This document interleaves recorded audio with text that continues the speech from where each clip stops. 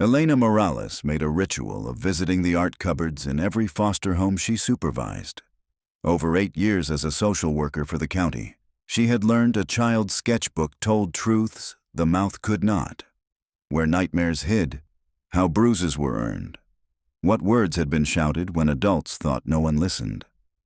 On a wet Wednesday in November, she thumbed through a stack of drawings at the Pine Ridge group home and felt a cold click of recognition, one that would not let her sleep for weeks.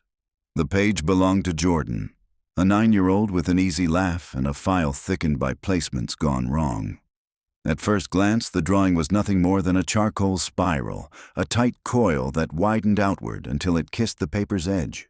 But the weight of the lines, the odd rhythm of thick and thin, nagged at Elena. She had seen this spiral before. A month earlier, in an entirely different zip code, she had filed a nearly identical drawing from DeMarcus, an 11-year-old in kinship care. 3 weeks before that, in the Cloverleaf suburbs north of the city, 5-year-old Esme had pushed an almost twin spiral into Elena's hands, insisting it was the way home. Elena's first instinct was coincidence. Spirals were universal, the kind of shape children love to scribble while daydreaming. Yet when she laid Jordan's picture atop the photocopies she'd made of the others, the lines interlocked so perfectly that the graphite seemed to weave itself into a single piece. Where one child's spiral left off, the next began, tightening gaps to create a webbed labyrinth more deliberate than random doodling. That night she commandeered her dining room table, spreading every spiral she possessed, 9 in total, under a brass gooseneck lamp. She traced them onto vellum sheets, cut the circles free, and overlaid them with trembling fingers. The final composite no longer resembled a pure spiral. Corridors jutted at inconsistent angles, small blank circles clustered in one quadrant. 2 crescent shapes leaned together like broken parentheses. Elena flipped the vellum upside down, then rotated it 90 degrees.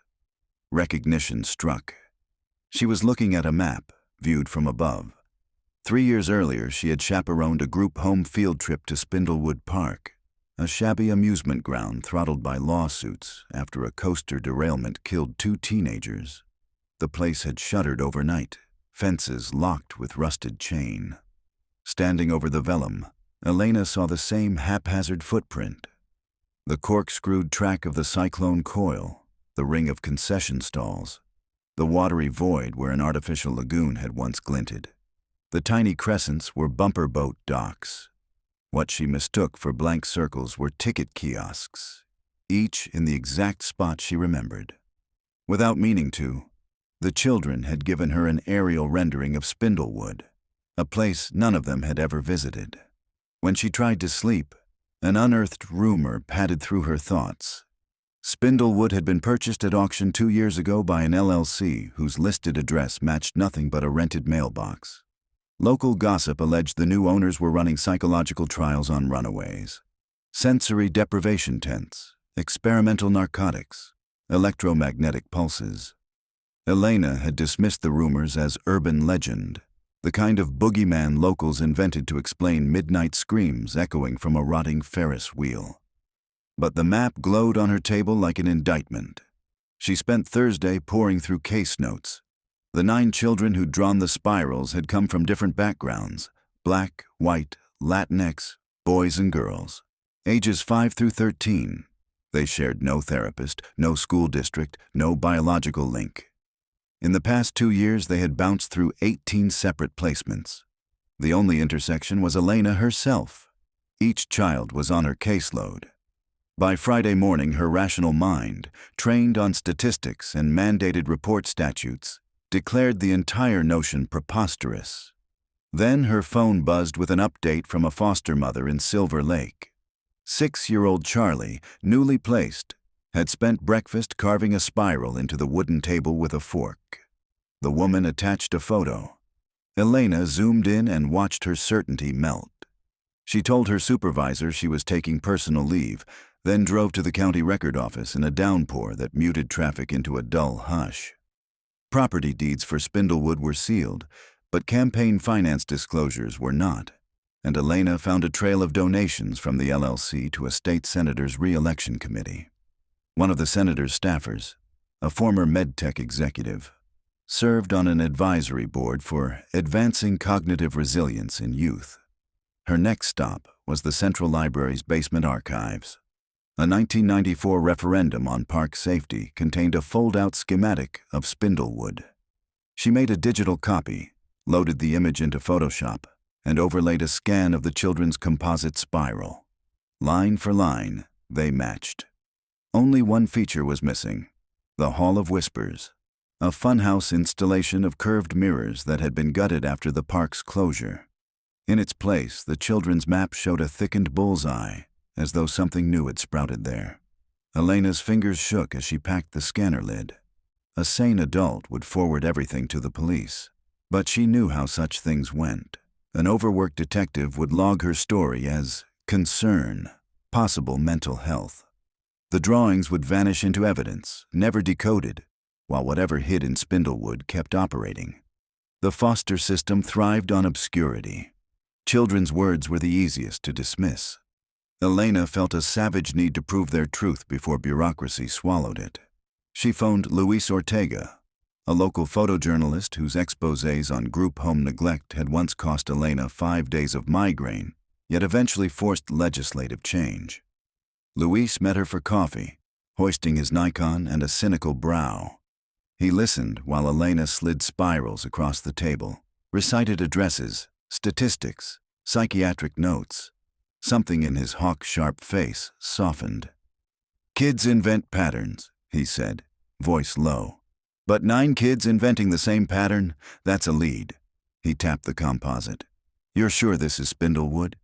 "I stood in line beneath that archway for cotton candy," Elena said. "I puked on the tilt-a-whirl." Luis exhaled. "Then we go tonight."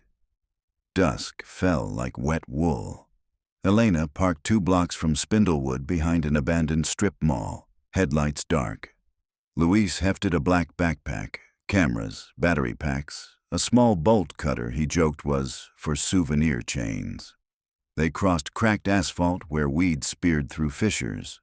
The outer fence, once topped with clown-shaped finials, sagged but held. Luis clipped a 10-inch gap. They slipped through.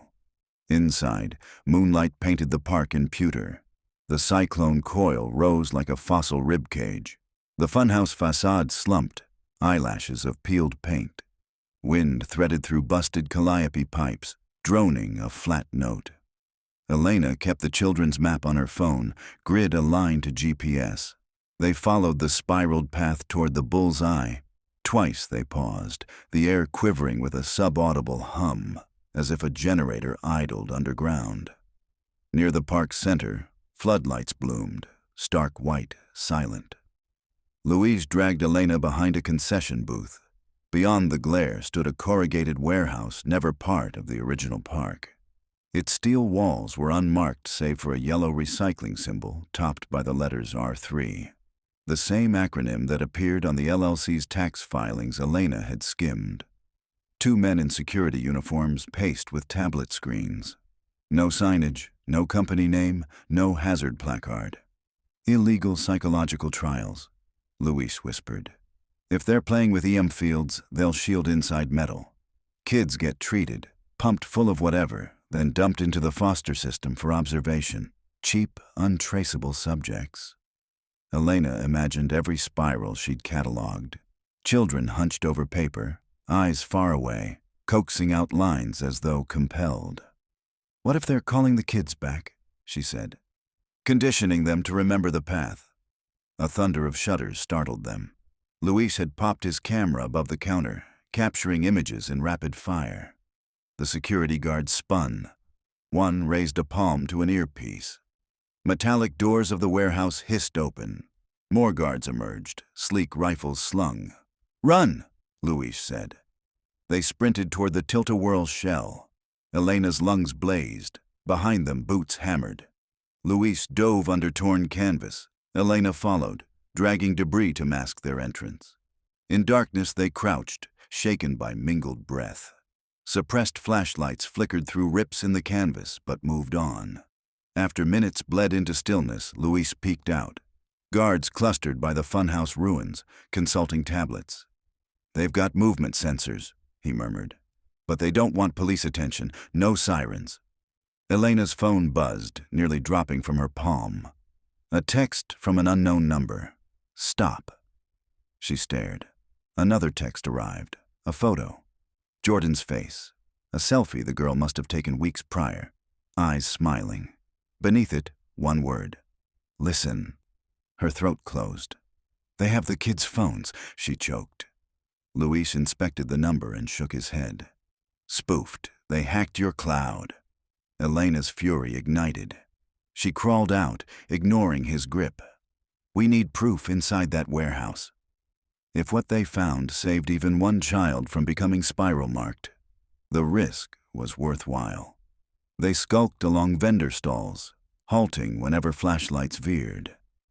At the warehouse's rear, a loading door sat ajar for ventilation. Chemical sweet rot drifted out. They slipped through.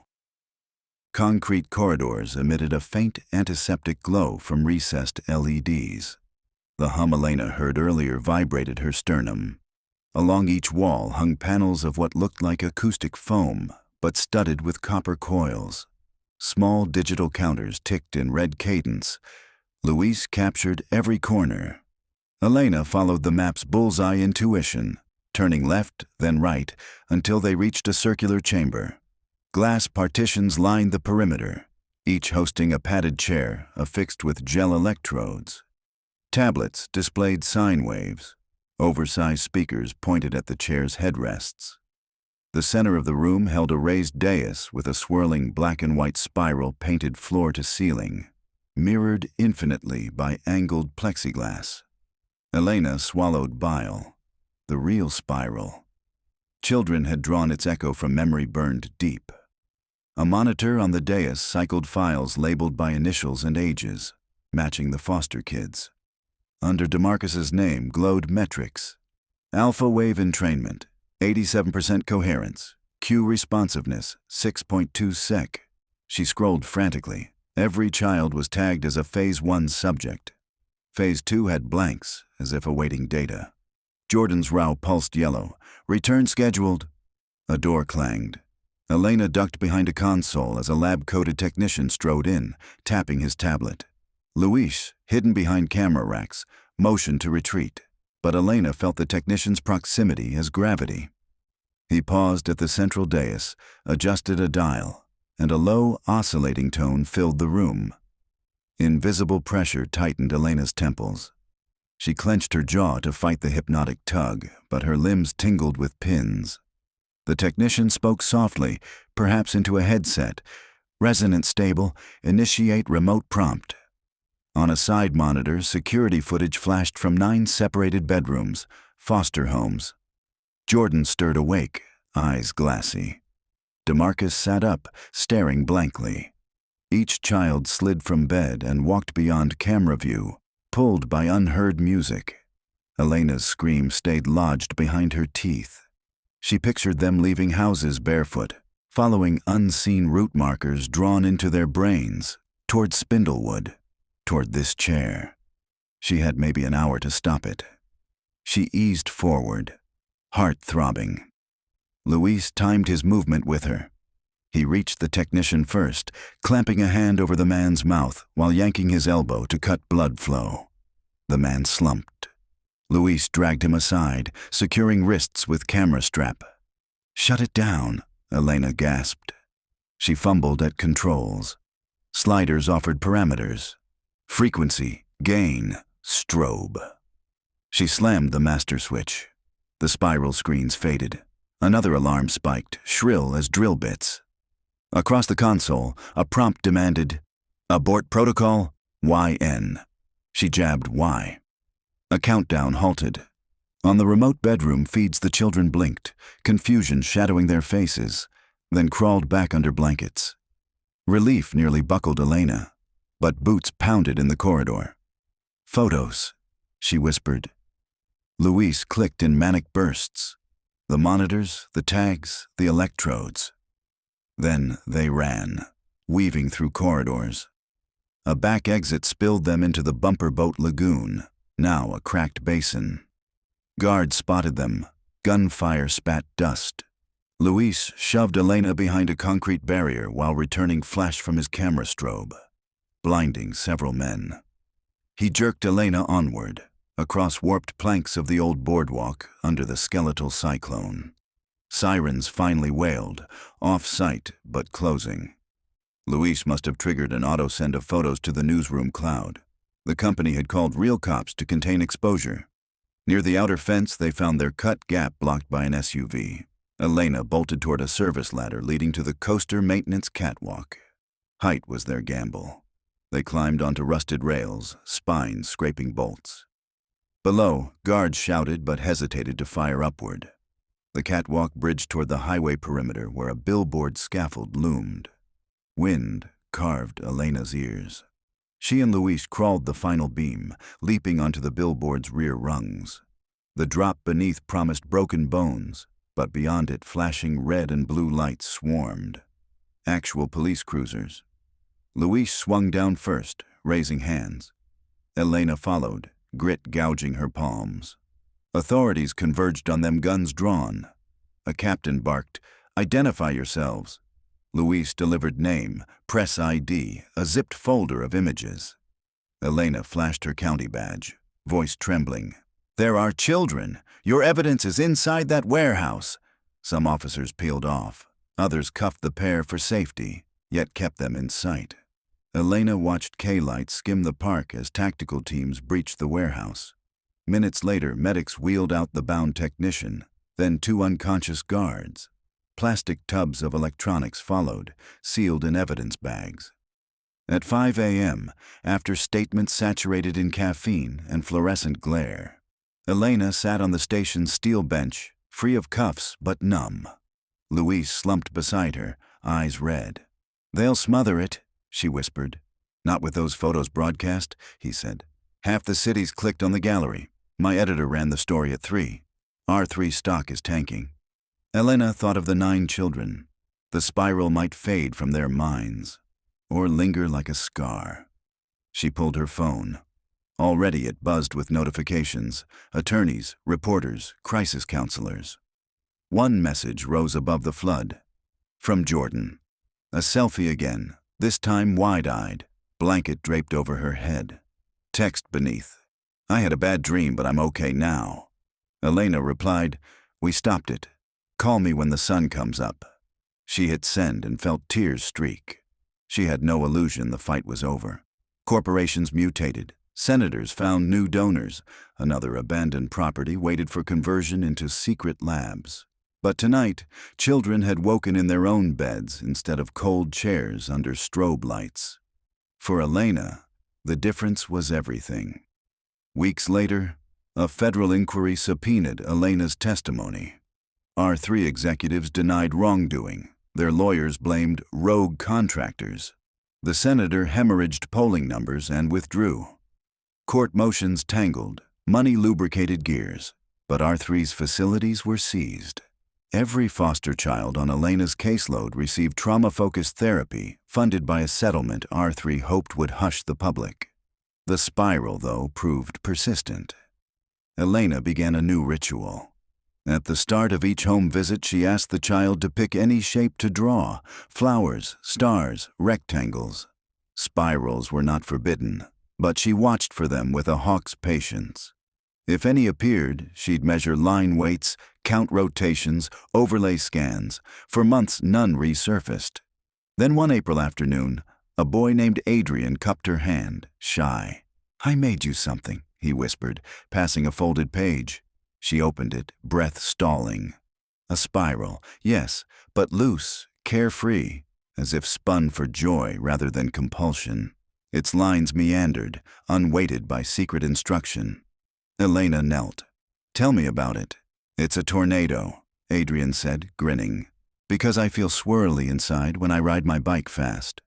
She hugged him, laughter cracking open a place in her chest she had not realized was sealed. Not all spirals were maps to terror. Some were simply weather drawn in crayon by a child newly certain the world could be safe. That night, Elena stored Adrian's picture in a fresh folder labeled Normal Spirals. She placed the folder atop the old composite map, kept now for evidence and reminder, then switched off the lamp. Darkness settled, benign, unwhispering. Somewhere distant, amusement park ruins rusted in legal limbo. But in a row of scattered bedrooms across the county, children slept uninterrupted. Dreams their own again, unwound from stolen orbits. Outside Elena's window, the city pulsed neon, indifferent. She let herself believe, for one tender breath, that vigilance and hope could coexist. Two lines twisting around each other not as snares, but as a single spiral, widening endlessly toward dawn.